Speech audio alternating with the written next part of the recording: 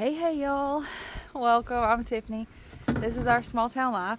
Had not originally planned to pick up and film a video this afternoon, but decided I wanted to. Had a few things going on, like this situation right here, and I wanted to talk to you about that. This is just real life animal husbandry, chicken keeping, raising your own food kind of thing.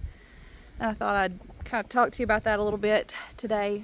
I'm going to do a little watering first. It kind of looks like it might rain. Watch me water and it rain. Well, we'll see. We'll see. Let y'all look at all the carrots that are coming up. And these over here. Looked at the weather again, and there is a very small chance of rain for like really late tonight. So yeah, we're gonna water.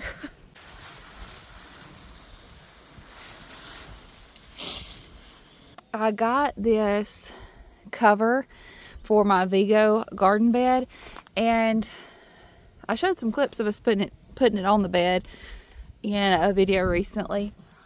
I didn't realize it's for this particular net is for a different configuration, because you can configure this bed all kinds of ways.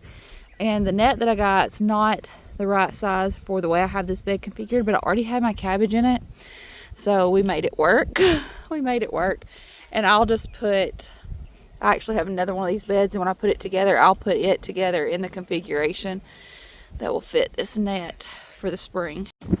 We'll just do an updated peek on these greens.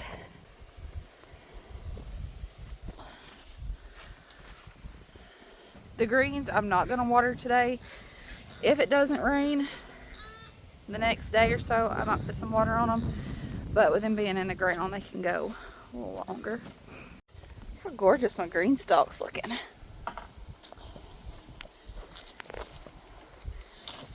And this one over here, I planted some stuff that's taking a little bit longer to come up, like my dill. But it's doing its thing.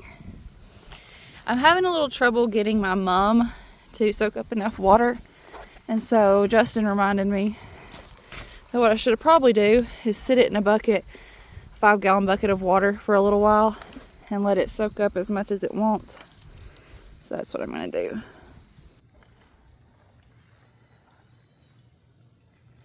I'm going to go ahead and give this mom that's up on the porch a chance to sit in some water too. Oh, I don't think it needs it.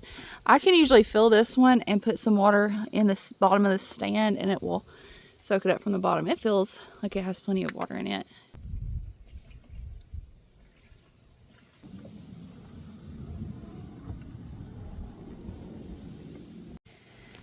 These Black Magic petunias have ended up being just beautiful underneath our hummingbird feeder. I mean, gorgeous. Wyatt picked these out. Black is his favorite color right now, and he wanted black flowers, and he picked these out back in the spring, and I wasn't sure how they would do, but they have done fantastic. Gorgeous. I was a little worried that the grass and stuff might creep in on them here too quickly, and we've had to keep it pulled back. But next year I think I'm going to put a barrier around here for the flowers underneath the hummingbird feeder.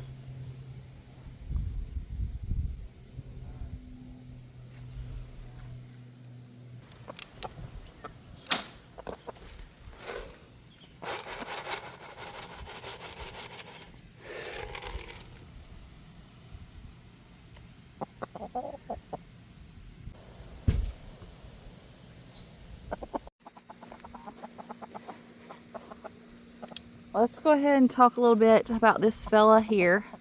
That's what I wanted to talk to y'all about today. This is a rooster. He was part of the chicks that hatched this spring. We incubated eggs here, some of our eggs, incubated them, had an excellent hatch rate with them, and we have them out in the chicken tractor right now. Some of those are just starting to lay eggs. The roosters are growing and getting to a good size where we can put them in the freezer because that's how it works. That's how we provide some food for our family. And so we're getting closer to that time of putting those roosters in the freezer. I think we may keep some of them, but some of them are going to be food. And that was the intentions from the start with any that were roosters. And that's a way that we can be in control of our food, and we can make sure that if we're eating meat, we're being responsible about the way that meat was raised. Hope it's not too windy out here. Today has been the windiest day we've had in a little while. I'll go ahead and tell you, if you eat meat, do a little bit of research into how that meat is raised, and then decide from there where you want to either purchase your meat from, or maybe what you can be responsible for yourself.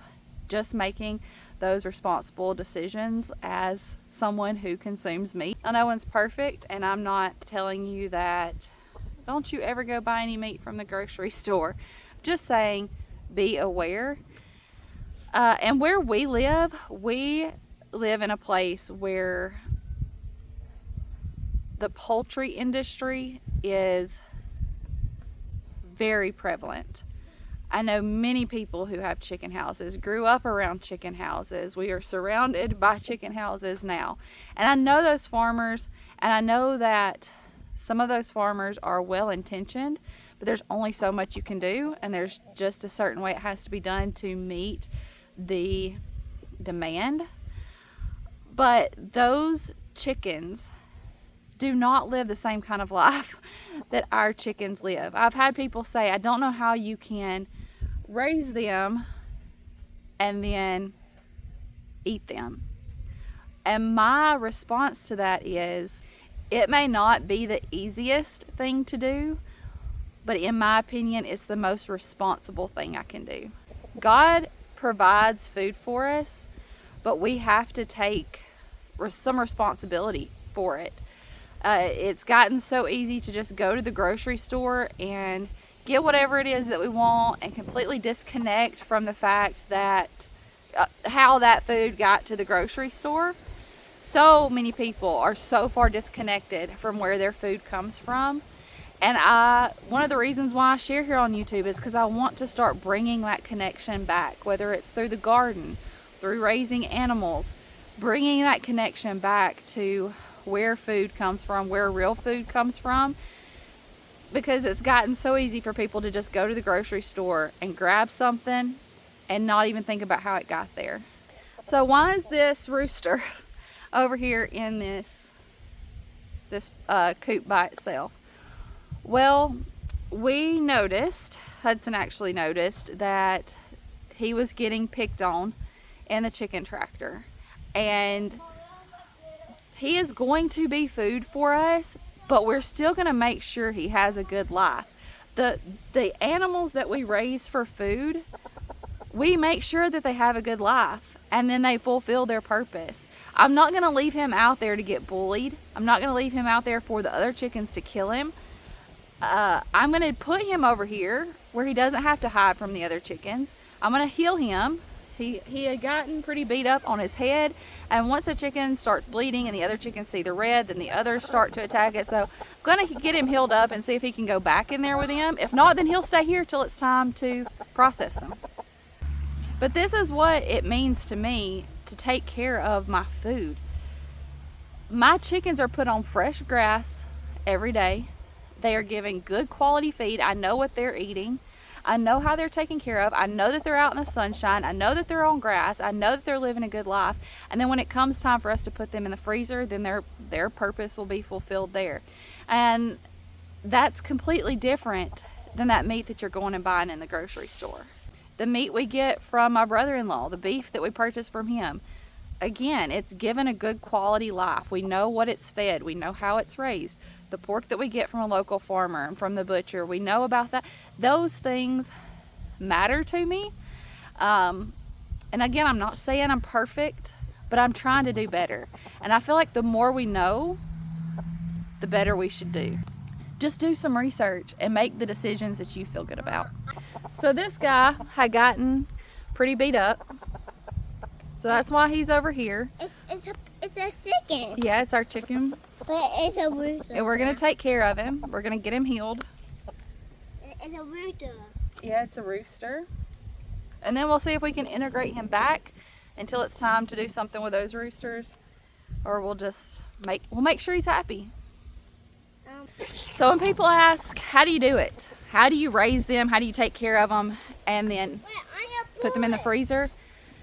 It's a mindset, and it's not easy. I think I would be worried if it was easy.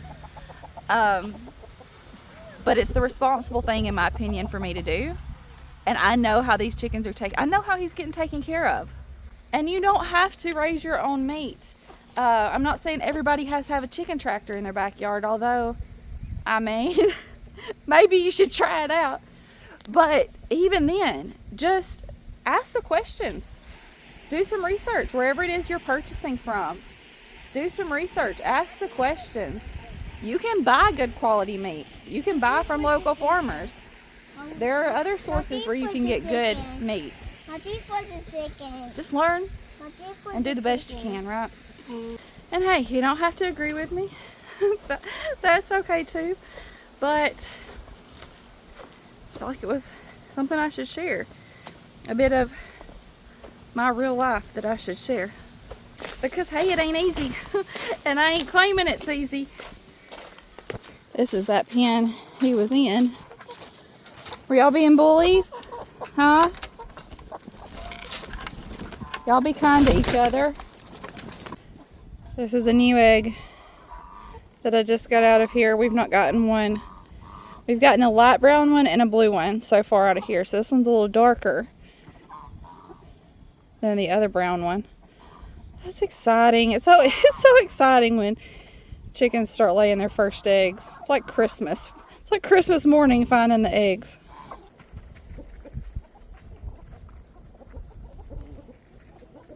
What'd y'all find? Did y'all find some watermelon?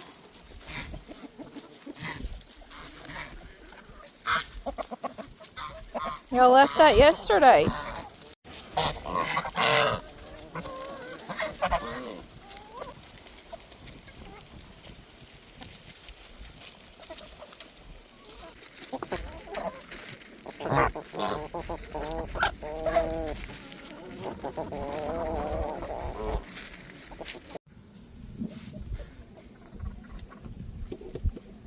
Oh, the black walnuts are starting to hit the ground. Hello sir, I need to try to make a tincture out of these. Maybe even just enjoy the black walnuts, but they're so much work. I ran into a sweet lady at the grocery store earlier. Jen, she says she watches our videos. Her and her husband have moved to this area recently, and she was saying that they enjoy seeing some of the places that we visit and learning more about the area. It makes my day, y'all, when y'all stop me to say hello. And I could never tell you thank you enough for the encouragement that you are to me. Hopefully I can be a little bit of an encouragement in return. The rollaway nest box is sitting here behind me. I'm gonna get Justin to help me. He just got back. He had taken one of the kids to do something that they needed to do today. He just got back. I'm gonna see if he'll help me put it back in the chicken coop. He had pulled it out yesterday, sprayed it off and cleaned it up. So I put that back in. Something that I felt was worth mentioning is, y'all, I still get some meat from the grocery store. Like, I'm not trying to hide that or anything. What I'm getting at is just do the best you can and do better with what you know. I get very, very little meat from the grocery store anymore. I found a different source for the meat that we supplement, what we're getting here local, that I feel more comfortable about, and so that's what I do. I'm also not oblivious to the fact that even that meat is not the same as what I'm growing here. I'm also trying to learn how to grow and expand without stretching myself too thin. I want to do more. I want to do a lot more, but I have to be aware of my capacity and learning how to stretch that capacity in a healthy way. And I also really want to get at this. It's not just about me. Like I've talked about that today because I had that chicken on my mind. So I talked about chicken, talked about meat. But here's the thing. Anything we consume comes with a price tag, both literally and figuratively. I want to be a creator more than I am a consumer. And I want to encourage other people to just be aware of what you're consuming and where it's coming from. Food, information, entertainment. Be aware of what you're consuming because it comes with a price tag. Know better, do better. I'm proud of you. Speaking of places we visit, I have a fun video planned for this week, so stay tuned for that. It's going to be all for this one. I love you. I appreciate you, and I'll see you in the next one. Just sprayed me with a water hose. Bye, y'all.